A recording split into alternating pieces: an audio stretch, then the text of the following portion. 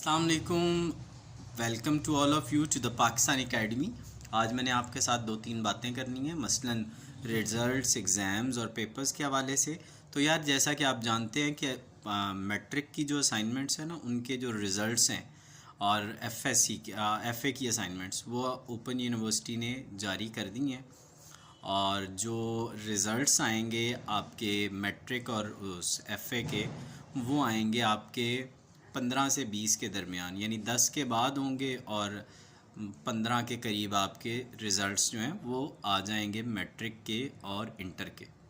ठीक है। तो जो दूसरी अपडेट है वो ये है कि आपके जो, यानी अभी आपको समझ आ गई कि आपका जो रिज़ल्ट्स हैं मैट्रिक और इंटर के, वो इंशाल्लाह 13 या 14 नवंबर को आ जाएंगे।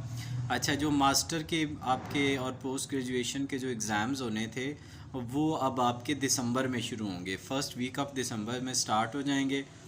तो चैनल को सब्सक्राइब कर लें, इस तरह की इन्फॉर्मेशंस आपको देता रहूँगा। बाकी आप मेरे डिफरेंट क्लासेस और गेस्ट अवेलेबल होते हैं, आप हमारे लाइव सेशंस भी ज्वाइन कर सकते हैं। चैनल से जुड़े रहने का आपका बहुत शुक्रिया। Thank you very much.